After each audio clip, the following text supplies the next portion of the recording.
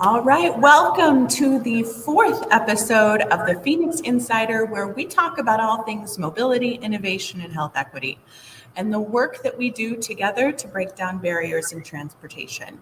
My name is Valerie Leffler, the founder and executive director here at Feonix Mobility Rising, and we are on a global mission to provide mobility solutions for the health and well-being of every person in every community. And as we're getting started here in our first couple episodes of our show, The Feonix Insider, we're going to be highlighting members of our team, our leadership team, our community development team. And as the old saying goes, people don't care how much you know until they know how much you care. We're really wanting to highlight the incredible people in our organization. Our community development managers are sincerely the heart and soul of what we do at our organization, working locally in each city or each region with the partners in our organizations that we support. And today I am honored to have on our show the team lead for the community development team, Melanie Dalton. Melanie, welcome to the show. Thank you, Val. This is very exciting. Thanks for inviting me. So as we get started, can you share with the audience a little bit about yourself? Of course. Why not? Let's start there. So I grew up in Montreal in Canada a long time ago and went to both McGill and Concordia universities. I thought I was going to be a musician. I was going to be a musical performer, and that was going to be my life. Well, somewhere along all of that, of course, I went into a transition period, and changed directions. And I decided to dedicate my professional life to training and coaching and developing people as they move through life-changing events. Well, as I worked through a whole lot of different professions doing all of that, I ended up working in an industry that transferred me down to Columbia, South Carolina in 2000. And I've been living down here where it's nice and warm and sunny and away from all those horrible snowstorms in February. So I'm very happy to be living here. I get to see the mountains and the ocean, and it's a lovely place to live. And now both my sons have settled here and they have young families, so I really don't think I'm going anywhere. And then about 2.5 years ago, I was introduced to an idea through a friend of mine who was in the nonprofit world at that time. She's since retired.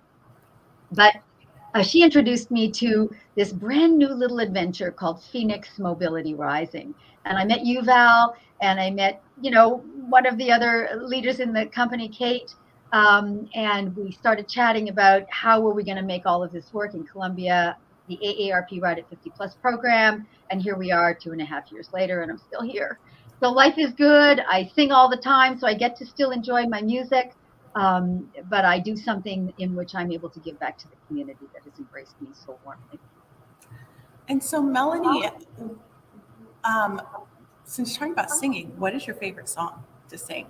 Oh my gosh. Well, you asked me that same question, Val, 2.5 years ago, and you're checking to see if I can remember. It's perfectly fine. There's so many wonderful pieces of music. There really are. But when you asked me that question 2.5 years ago, you caught me completely off guard. And I remember the first thing that came to my mind was "I Am Woman, I Am Strong" by Helen Reddy. And, it still comes back to me today because I met people along my journey that have helped me to understand that about myself. It takes learning. Life is full of wisdom, and it takes learning to know that about ourselves.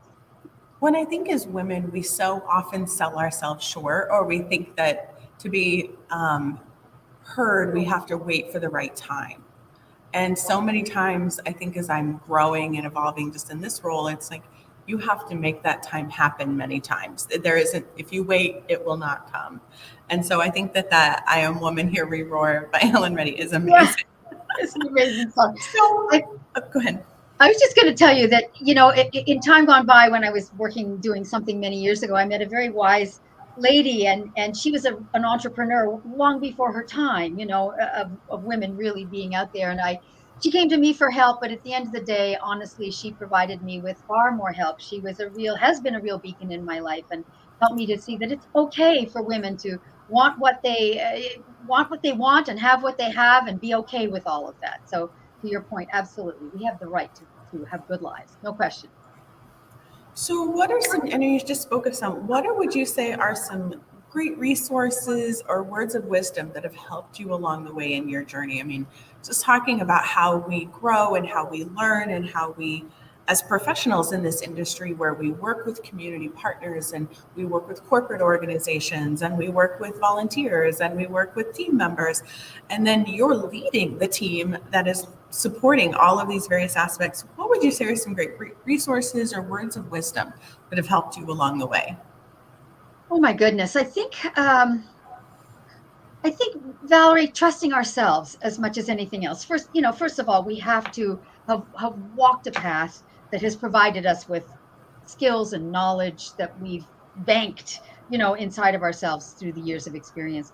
But I also believe that it is all about trusting ourselves and ourselves, and knowing that as we reach out into the communities and reach out to all of those people around us, believing in what we're doing, number one, and believing in ourselves, number two, and then sharing that. So one of the things I truly believe is bringing our team together constantly and sharing our experiences, talking about what's happened and learning through one another. We're forging new paths here. This is not a tried and true industry. Every day is something new for us. And so we learn by sharing from our experiences and just bringing all of that together in community. And I think so consequently, the word community is not just the community that we circle into, but also the community that we create amongst ourselves as well.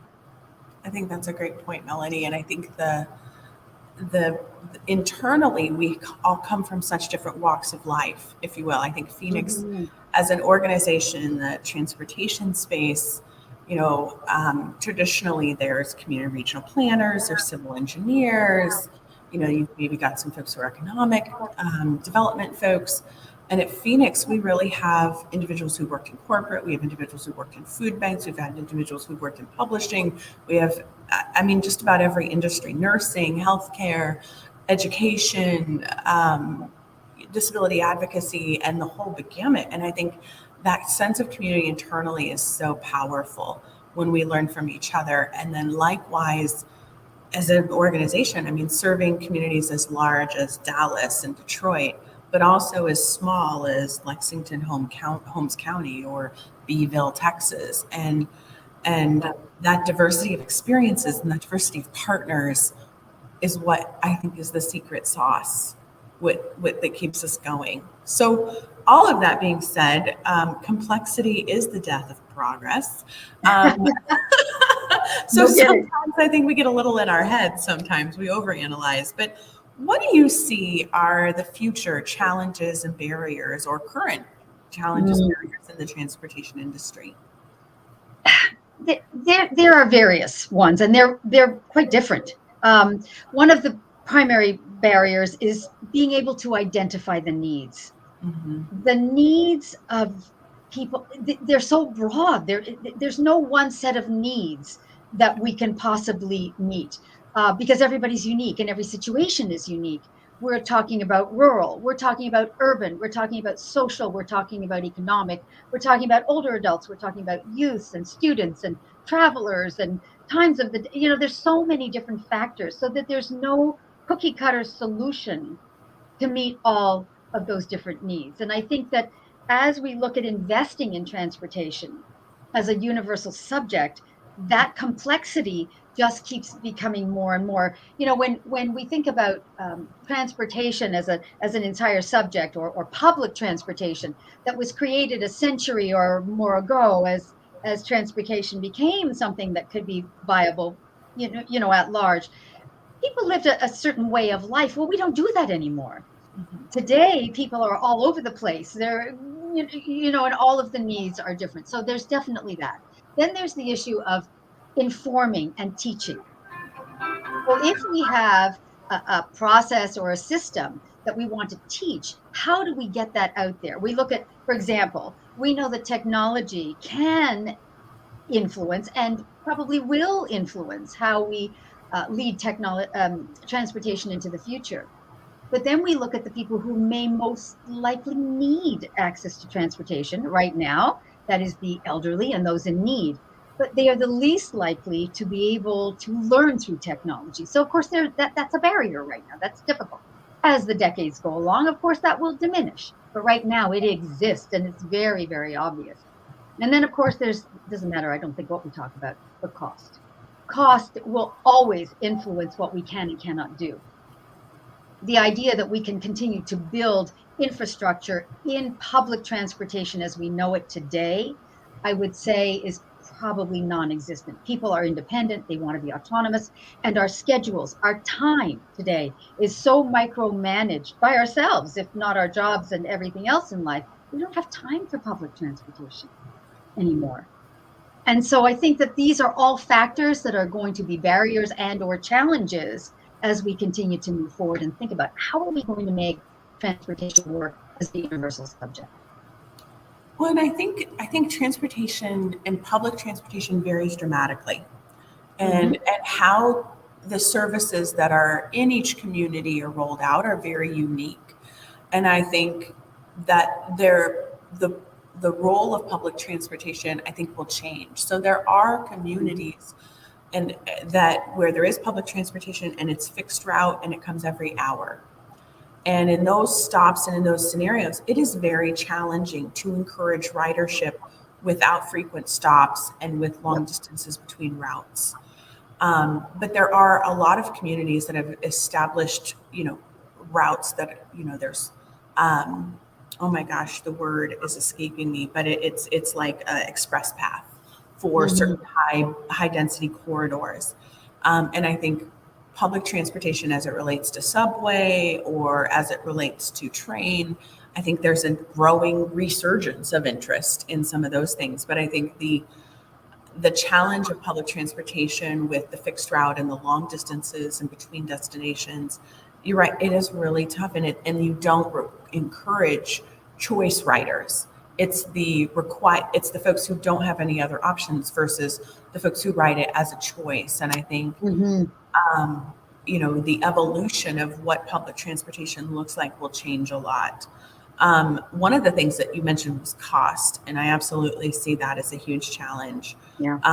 Is that the cost of the public transportation is more important than ever, and with the COVID pandemic hitting so many communities, and then they offered many cases fare-free service. I think that was really interesting to watch how different communities responded, and I think the dynamics of public transportation ridership also varies. Like if you go to Santa Monica, California, and you're riding public transportation, that may be a completely different environment than public transportation in, Beeville, Texas, where it's call and you wait and you 3 days notice and you ride a bus and 6 other people get on and you might get to your destination an hour and a half later. Which is, again, it's not ideal in many cases, but it's a blessing of at least there is public transportation, because there's a lot of counties in the United States, there aren't any options. There is no public transportation. In your own words, we talk about the cost of transportation and that being a barrier. What would you say, health equity means? Because the inability to get where you need to go, whether that be healthcare, work, food, so on and so forth, is truly, a life-changing difference. And if I'll never forget, we had a passenger who was trying to get to GED classes, and at the rate of the public transportation, it was going to cost her like $75, and she didn't have it. So she could not finish her GED, which then cascaded, and she couldn't get, move forward in life in terms of I wanted to get that job. My job required me to get that GED. So now I'm in a holding pattern and I got to, all these things. And so I feel like there is such a connection between health equity and transportation. What does that mean to you, Melanie? Yeah, I think you pretty much just described it, actually. And that is, that everyone, every person, every human being that lives, certainly in our Western world, has the right to whatever fulfillment that they, that they're looking for in their own lives. We're all sent here with a bit of a mission, and it's each of us, up to each of us to find the way to live that. So whether we talk about, access to healthcare or education or just effective socialization to medical, anything at all, really, it's that ability to access that which enables us to have a good quality of life. And we live in a world where we have that right. And so to me, that's what really health equity is all about. And health, physical health, mental health, emotional health, it's all wrapped into one. And transportation is a key factor when it comes to all of that, for sure. Absolutely. I remember when I was working at the University of Nebraska, Omaha, we were working on a project as it relates to transportation and how it was supporting refugees who were trying to get to work, but they were also trying to take kids to daycare. And these women, in particular, we were having focus groups, were getting up at 4 a.m. to get ready to go to work, getting their children up at 5, getting on the bus at 5:30 in the morning to get their children to daycare by 7, to then get to their job, if all went on schedule with the buses, to almost 7:30. So they were up at 4 and they got to work at 7:30. They worked till 8. The next bus that came to pick them up was at 6 p.m. So they would work till 6, pick up their kids, get them, and then they would ride home on the bus. So almost an hour and a half with small children, in a bus, and then they would get home at 8:30. And so these children were woken up at 5, didn't get home till 8:30 for supper, and then expected to do homework. Yeah. Anybody who was, for like if they had, if they were in preschool or things like that, and they do things. And it was just mind blowing to think about the experience and the lived experience. And many of these women did it 6 days a week. And the fact that and here's the mind blowing piece, they lived less than 4 miles from these locations, but because of the bus corridor schedules and where they needed to go, it just didn't work out functionally unless they were up at the crack of dawn and they got home well past nighttime. And so what does that do to the children's ability to connect with their mother's ability to support them, but also address, these almost 4.5 hours they were spending just on the bus to get to and from work and school. And it would be different if they were going 60 miles, but they were going around the corner. Yeah, around the corner. I was just going to say, you made me think it's been a while now here in Colombia, but we had refugees that we were, had been brought through Colombia. And we had one refugee woman, it's a very similar story to what you were just saying. She needed to get to English second language classes so that she could make life work for her family, which we helped her with. We got her to those English second language classes, and she eventually did get a job working at Amazon. I don't know where she is today, but these are the things that we just don't even think about. But this is health equity. This is what it is all. It's universal equity is what it is. But absolutely. Absolutely. For sure.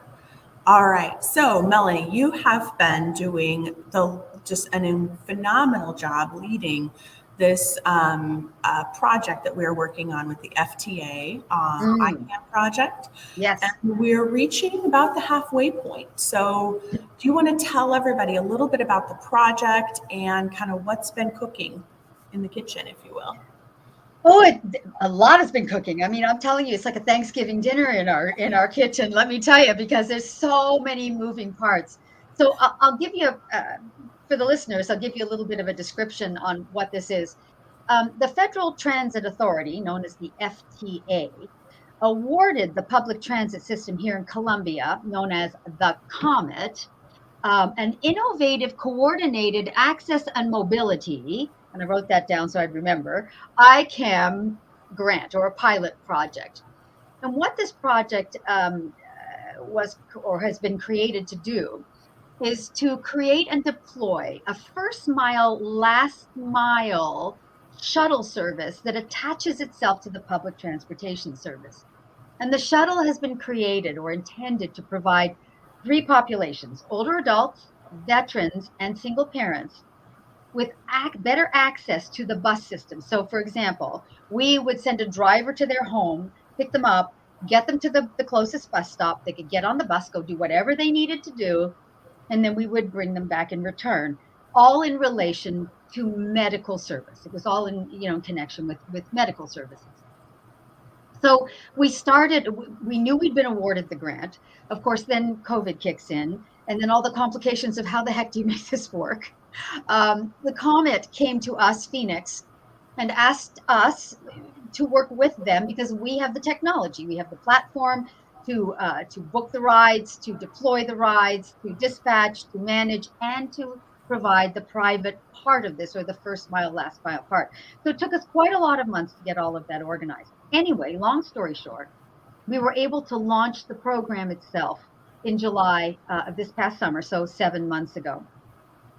And through this last many months, we've been able to attract some really important medical partners here in the community, the major hospital systems, one of the services that offers care for people with drug rehabilitation needs. We have various clinics that have also joined us. So we have quite a number of different medical partners that are working with us now. So we shuttle people back and forth, but we've also been doing some research along with this because, of course, this is part of what the grant asks us to do. And in looking at the ability to provide what our goal was, which was first mile and or last mile service to attach to the bus, we quickly began to realize that this wasn't really going to happen. Over 90% of the people that we are now transporting cannot or are unable to use the bus service. So the big question became, why? Why can't you use the bus? And so we launched a research project on bus stops. What are bus stops like? What do they offer? What services do they offer? And why are we finding that our people who are most in need are not able to use the buses? And I'm going to quote you some numbers here. And what we found is that 32% of the stops that we visited had no accessible curb. So no wheelchairs, nobody in a wheelchair or a rollator or any of those services could access a bus stop. 36% of these bus stops offered no kind of seating. So unless you can stand and unless you're in good health, you probably couldn't stay at the bus stop for any length of time. 28% had no shelters. 28% had shelters and 12% had lighting. And so as much as I say all of this with great respect for the Comet and all that they do with what they've got to work with, the investment in public transportation, not just in the buses themselves, but in the actual infrastructure that supports the buses, is inadequate for people most in need. People who are non-ambulatory, who cannot move around in the way that you and I can, literally cannot get to the bus stop, and they cannot stand at the bus stop. And so the buses might be beautiful and they might offer all kinds of great services, but if nobody can get to the buses, they can't use them. And that's what we've been learning. We're just at the halfway point of the project, as you've said, and it's now, so our brains are starting to start to think of, well, what do we do when this is all over? You know, we've got another 6 or 7 months to go, which is fabulous, and we'll keep offering everything that we offer. But where does it go when the grant runs out at the end of August? What happens to these people? And of course, we don't have answers for that yet. Well, and I think, Melanie, you bring up a great point. And I know we've talked about this, and you're probably sick of hearing me talk about this also, but this factor where we really put a lot of emphasis in the U.S. regulations on public transportation that the vehicles are accessible. Right. But when it comes to the accessibility of the stops and the accessibility of the infrastructure in order to access the stops, we fall short. And it's not just it's not just the the subways, because I mean there are still major subway stations that are not accessible with an elevator, or you can't get from the train station or the subway station walkway onto the platform. You know, you can get there, but then how do you make that jump? How do you mind the gap, if you will? And when you're navigating with a walker or a wheelchair, or maybe you have crutches, you know, in many cases that's a very dangerous scenario. But then as we look at our public transportation in suburban areas where you have the bus stops and it's just a pole in the ground, you know, while wonderful, utilization is hindered by those many cases who need it most, because to your point, they can't get there. They can't get there. Or they can't stand there for 30 minutes or let alone an hour. And if it's dark at night, I mean, imagine having two small children standing outside for 30 minutes in the dark next to the street. That's a Exactly. very challenging situation. And certainly not all the bus stops are like that, but it's like, as we're designing the infrastructure of the future, and as Phoenix is weighing in as an advocacy organization, I think the fact that outside of major hospitals, we're still lacking lighting, or outside of major corridors where, folks are trying to get to dialysis, where we're missing some of these fundamental aspects of, when you get done with dialysis, 4 to 6 hours of having transfusion, those bus stops near those stations need to have somewhere you can sit, because physically you are spent when you are Yeah, getting to that exhausted. situation. You know what I was going to say to you is, as I was doing this, going around and visiting and looking and taking photographs and observing and all of that, as I think about it, Val, I think that of all the bus stops I drove by, if I saw 3 people at bus stops, six, maybe six, I'll be generous and say I saw 6 people waiting for a bus. And when you look, I mean, Columbia is not a very big city. So I'm not trying to compare it to the infrastructure of a New York City or whatever. But if we are not servicing our population, if only 6 people were using the buses the days that I happen to be out being observant, what is that really saying for how we are reaching the needs of the population? Mhm. We're not. And I'm not, as I say, I'm not trying to compare to New York or Los Angeles, or you said Santa Monica. We can't. But what we have in smaller cities in North America is not meeting the needs of the people. And that's a for sure. And I've learned that certainly in the last 2.5 years. Yeah, it is. It is absolutely a challenge for sure. So, thinking about challenges, Melanie, Yeah. and the many challenges that come our way at Phoenix and what we do, what makes you feel inspired or motivated? Mm. Well, I think that motivation, certainly for me, is an internal thing. Inspiration is probably external. So my motivation comes from within. Um, and I feel most powerful, if that's a good word for it, or Mhm. most connected, when I feel that whatever it is that I'm doing or whatever I'm invested in is connecting me to a part of myself that brings value. And so for me, it's all about this internal inspiration that's happening. But how do I get to that place? Something likely crosses in front of my life or enters my life that is inspiring to me. And that's generally people who bring to me thoughts and ideas or events or something that inspires me to say, yes, I want to be invested in this. I want to be charged with this. And I want to be engaged in this. And so I know it may sound a little vague because I can't really say to you, oh, well, this one thing or this one person, or it's not really about that. I just know that when I'm living life and I'm marching along and doing what I do every day, that I keep moving in and out of events that create inspiration, which lead to motivation.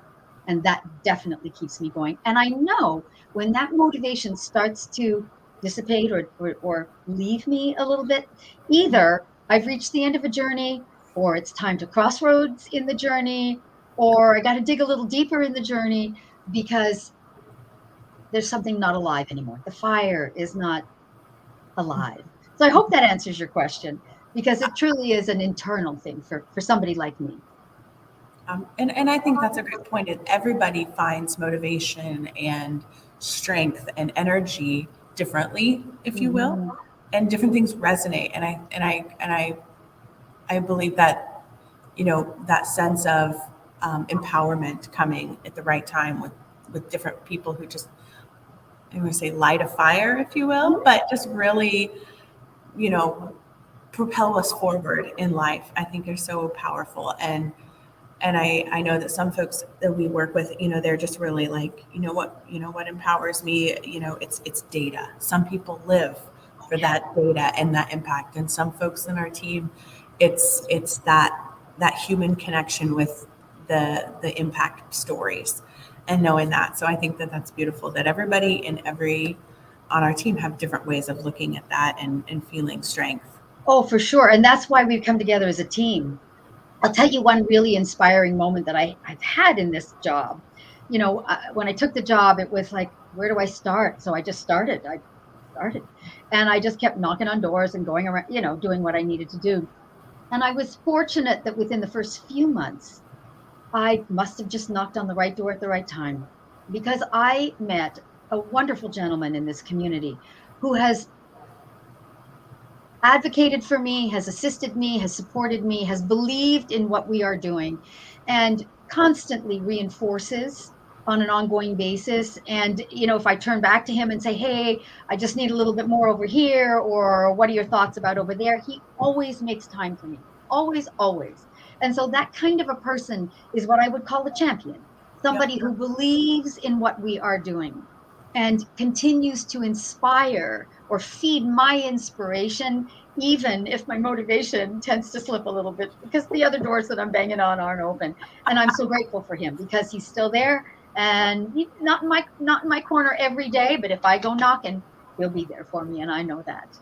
That's incredible, Melanie. And I think that is so important. The community champions Yes. really are partners working hand in hand, side by side with our community development management team. Mm-hmm. And there really is that, hey, I need to know how this works, or I need to know how this Right. comes together, or what is your advice on how to really be in context with certain such a delicate process as we're rolling out new programs, making sure we're honoring um, all the different local dynamics that are at play, and knowing the chessboard, if you will, of politics that Mm-hmm. happen in every community, whether Oh, there's 50 people or 50 million people, that right. chessboard is ever present and Mm-hmm. as equally as important.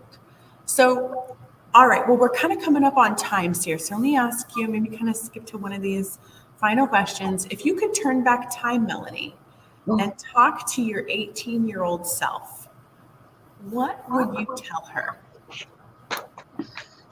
well, it's a long time ago, Val. But that's okay. I do remember being 18. One of the things that happens as we move along in life is we are given opportunity. And, we know that we self actualize, and that comes from learning and evolving and tripping and falling and picking ourselves up again. And one of the things that I would say to myself is to realize that I have been given gifts and talents, and I have been made the person who I am because I'm exactly what I am supposed to be, where I'm supposed to be at any given time, and to trust in that um, process, if that's the word for it, but to trust in that more than I ever did when I was in that age range, and to see myself as the truly beautiful entity that I have been created to be. And I don't mean my exterior self, I don't mean that at all, but the beauty that each of us brings to this world. We are here for a purpose. It is up to us to keep working towards that purpose.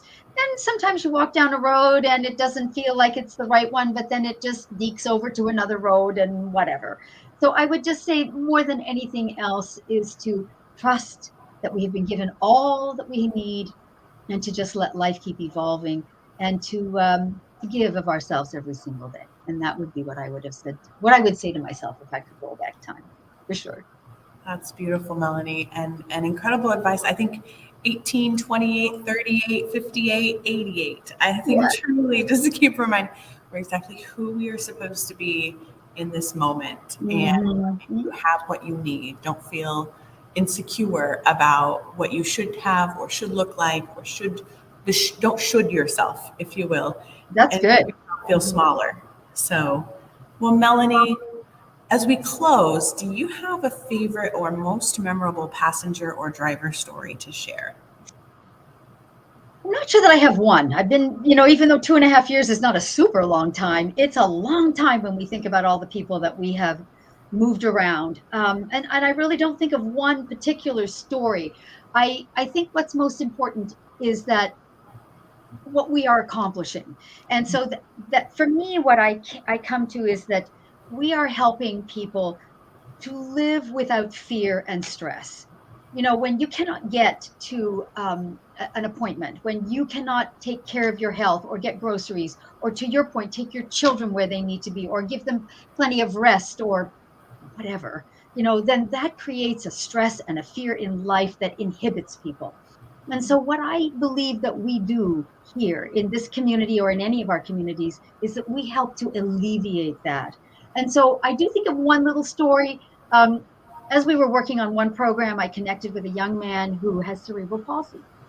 Was not exactly brought up in the most the easiest way of life, and he had decided that he wanted to go it alone. He's living on his own, and he wanted to get an education, and he had no way to get to that education. And so, using our program and using some funds that we were able to make available to him, we have been able to assist him, not make it all, not roll out the red carpet, but assist him in being able to accomplish what he needs to do to fulfill his own life.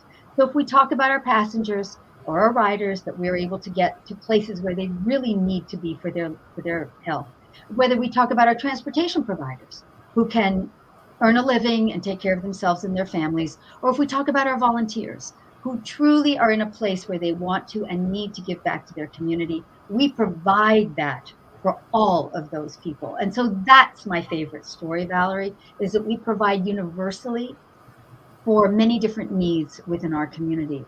And we help people to get to where they need to be in whatever path they're on in their lives, whether it's literally a physical journey or an emotional journey or a mental journey. It doesn't really matter. But we facilitate them getting to where they need to be so that they can live their best lives.